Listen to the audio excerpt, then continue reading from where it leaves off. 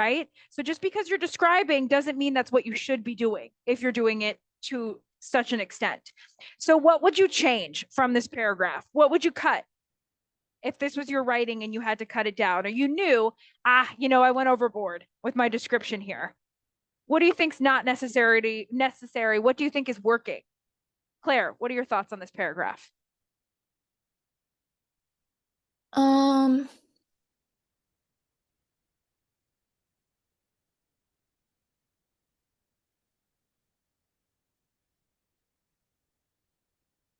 I feel like for like describing the door, you don't need to describe that much stuff.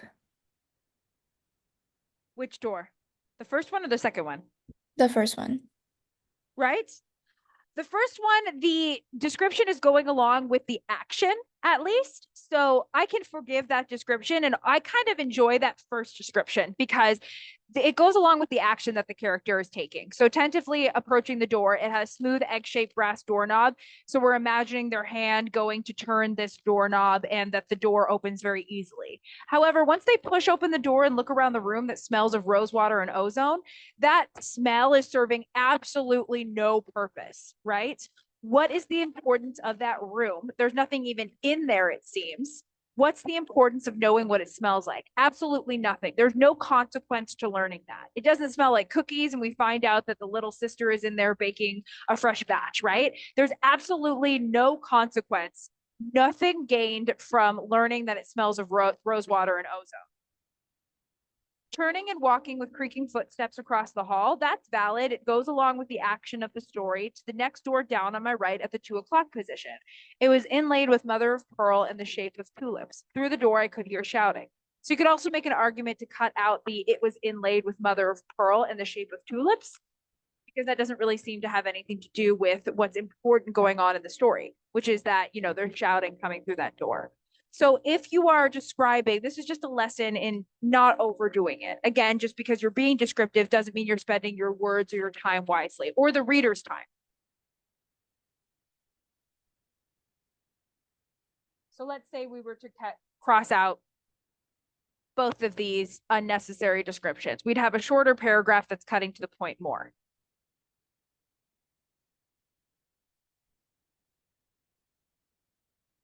We're going to kind of speed through this a little bit.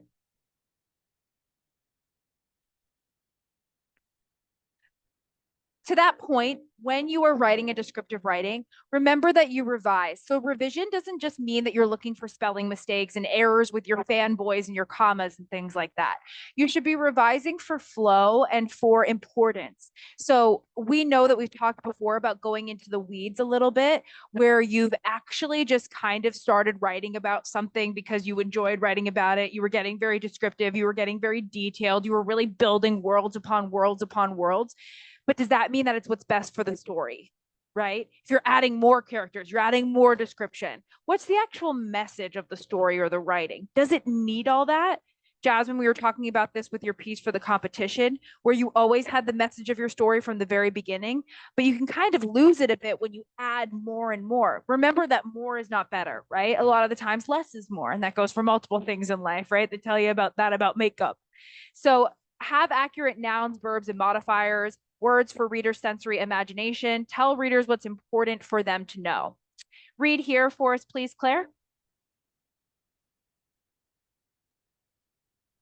Description is what makes the reader a sensory participant in the story. Stephen King. Before you select the descriptive topic, see if you can show and not tell your readers about the characteristics, actions, and emotions in that essay. Show, don't tell. For example, the black poodle snarled and growled, showing, versus the black poodle was angry and fierce, telling. In the example above, the first sentence shows that the black poodle was angry because it snarled and growled. The second sentence says or tells us that the dog was angry and fierce. Use the show don't tell approach in your descriptive essay by asking these questions about the five senses. What did you see? What did you hear? What did you touch? What did you smell? What did you taste? You probably don't have to answer all these questions, or at least if you write about a mountain, I hope you can't describe how it tastes. But write show don't tell content wherever you can. Thanks, Claire. So now you're going to choose from these descriptive prompts. We're not going to read through all of them together because they're small. I tried to fit them all on one page. Let me know if you can't see this. If this is too small of font, we'll work it out. But I wanted to get as many as I could on one page for you to choose from. So you're just going to read through them on your own and choose one. Okay. So a strange person, a person you envy, an inspiring friend or family member, memorable place you loved as a kid, a beautiful location in nature, art, the first time you did something, a special walk or hike you took, describe a happy memory. So one of these, and then it gives you some prompts to write about this experience in a showing manner. I don't want to see any telling today. So fingers crossed that we're not going to get any telling paragraphs. Really try to only show. Are there any questions before we begin? Once you choose one of these options, you can also send me a question if you have any about that particular prompt. They're pretty straightforward, but just make sure that you're choosing one that inspires you to write your best. And again, be very careful about your word choices, be very precise. Like you talked about earlier, Nathan, that was something that you think is important, right? If you're going to talk about the law, use abide by the law, not just follow the law, right? That precise language really pays off. It's so satisfying to the reader when you just have the perfect word for something. And also when you're painting that very clear picture in their head, right? They don't have to ask questions about what the place looks like or the food tastes like or what they should be thinking or feeling because you've provided all the necessary information to get exactly the reaction you want out of the reader, to get them to imagine exactly what you want them to see in their minds, right? That's very powerful. That's a skill. That's a really important skill. So hopefully you demonstrate that today, but we're all just practicing, so don't feel too much pressure. If you're ready to write, put a number 1 and you're just going to produce your best descriptive paragraph with your prompt. So a number 1 if you're ready, a number 2 if you have any questions, please. And that's great, Claire. Go ahead and start. Jasmine, Nathan, Ryan, are you ready to write? Put a number 1. Number 2, if you need anything, and you can always message me while you're writing too. Okay, yep, good, Jasmine, try, of course. Nathan, how are you feeling about it? I'm trying. Okay, great. Just as long as you're ready to write. So next time, just, say you're ready and that's all good. All right, so we'll review them once we get them. Try to aim for like 15 minutes for your writing, please. Okay, so let's go ahead and start our review. Like I said, please wrap up because we do want to see something from you. If you learned today and you stayed for the whole lesson, but you didn't write anything or you don't get feedback on it, then it's kind of wasted, right? So I definitely don't want that for you. You can put it on the forum, but you need to, if you're going to make that choice, then you have to actually put it there.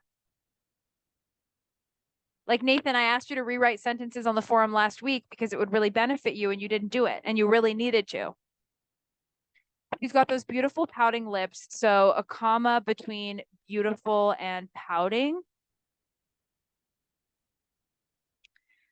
Her voice sings, bone straight eyebrows. Her voice sings when she speaks, and I can see, even this far away, the sparkle in her eyes. She's got those glimmering pink earrings.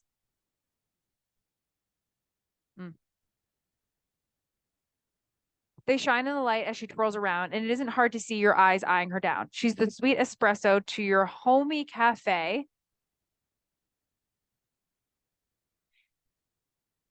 I think it's hard to compare a drink to a location. Maybe you mean to say she's the sweet espresso in your homey cafe? The two comparison is usually for two like items. And so it's really hard to say espresso and cafe. And that's a really hard comparison to make, like and like. The twinkling violin to your inviting bass. That makes sense. But the espresso, because those are instruments, they're like and like, not espresso and cafe. I'm wondering if it should be black coffee. Like if you're trying to say that she's exciting and he's plain, then that would make sense. Something like that to your black coffee, not your homey cafe, really. It rains when you're with me and it rains when you're not, but it's a perfect blue day when you're with her. You and her sitting on the field, you and her getting drinks at the bar, you and her holding hands as you walk through the lane of love. Her soprano floats through crowds, your baritone charms the streets. What I'd give to be one of you. I don't think I don't think that makes sense as a question. What I'd give to be one of you, it makes more sense as like a lament, like what I'd give to be one of you, like a sad statement, not really a question.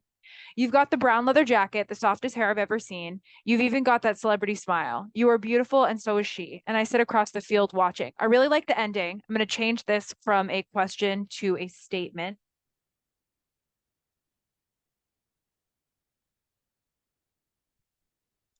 I think it still has the same issue, Jasmine, as we discussed earlier. Of course, it's great. It's really like profound. It's definitely giving the feeling of being excluded or wanting something you can't have that I think everybody can relate to.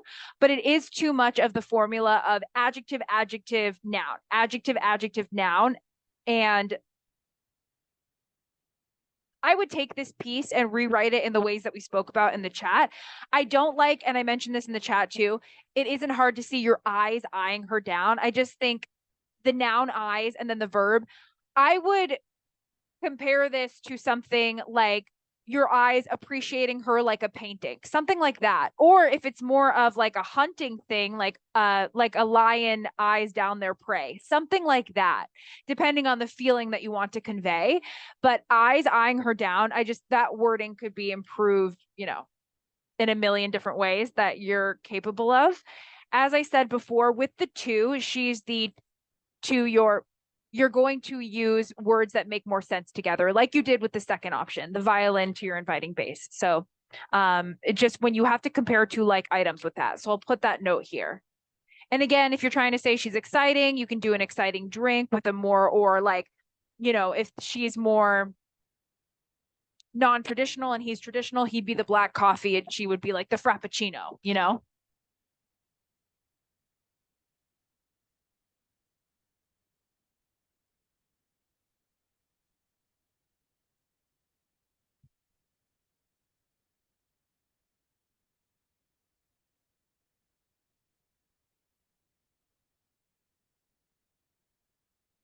Well, it's tough. What are you trying to express with that comparison, Jasmine? Like, I was trying to go, like, one is, like, both are, like, good, but one is, like, shining? Like, not that the other one isn't shining, just, like, one is, like, sparkly, and then one is, like, not sparkly, but still pretty. Do you know what espresso is? No, but I know you take, like, shots of espresso. Right, right. It's usually not sweet. It's very, very strong, like very dense, like very, very strong coffee. I don't think that those things are expressing exactly what you want them to. Again, I would say that I would make espresso is not known as like the exciting drink. It is like a bolt of energy, like it's very highly caffeinated, but I would use something that's more outwardly fancy, more outwardly exciting, like a frappuccino, like the one with all of it on there, like the whipped cream, the powdered sugar, like that looks impressive, right? And that is also sweet versus espresso, which isn't known for being sweet.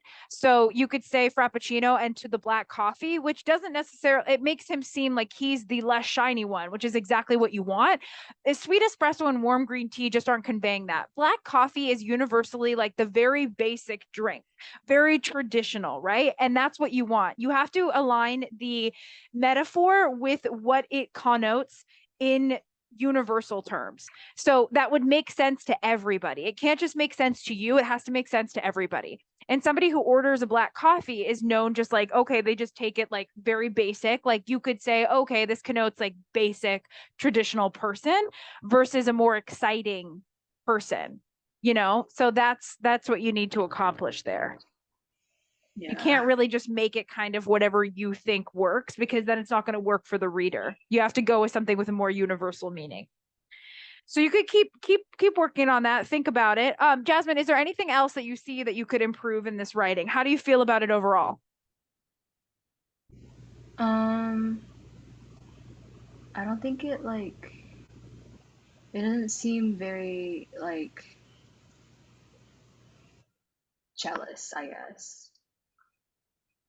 Like, I want it to be like, um, Well, jealous is the person angry or are they more wistful? Are they More like yeah. kind of like the person fell in love with both of them, but they're not obviously they're together, so it's just like, well, Fell in love with both of them or the idea of like being like them? um, kind of more like fell in love with both of them. Fell in love with both these people, but their jealousy is more of like an angry, bitter feeling, and then kind of envious is like more wistful.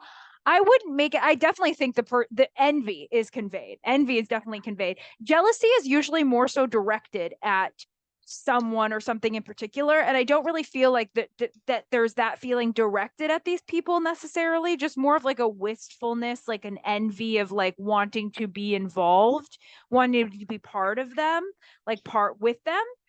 So I think that that's conveyed. If you wanted to make it so that the person was more angry, like feeling more bitter about it, I don't really get that. I get acceptance from this. I feel like the person has accepted that they're together and the person is just going to be an observer. Did you not want that? Did you want an acceptance or not really?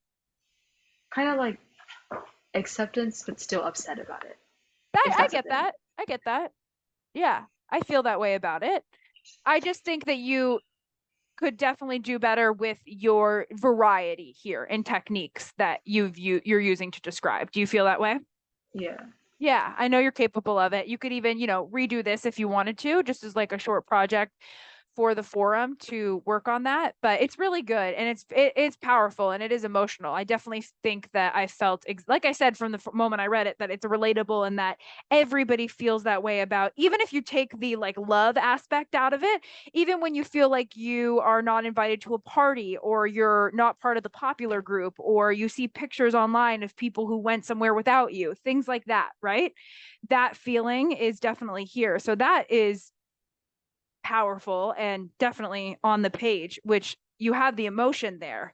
It's just that it's a little bit formulaic and repetitive in the way that you're describing what the person is feeling and what they're observing.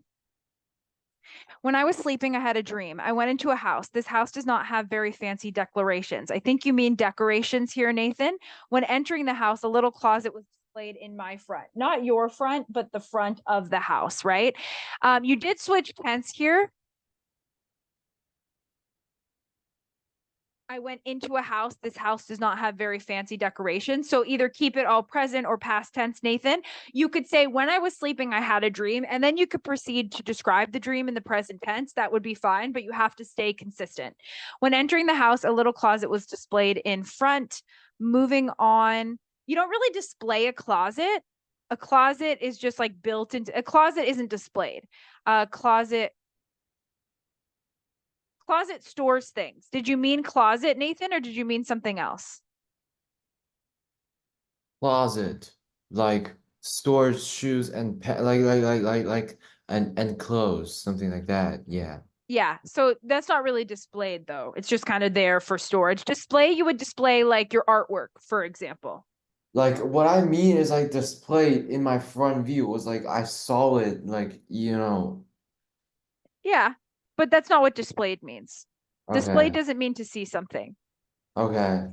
The house was still, just stay on the mic, Nathan. Similarly structured to my house. I think you mean constructed. Yeah.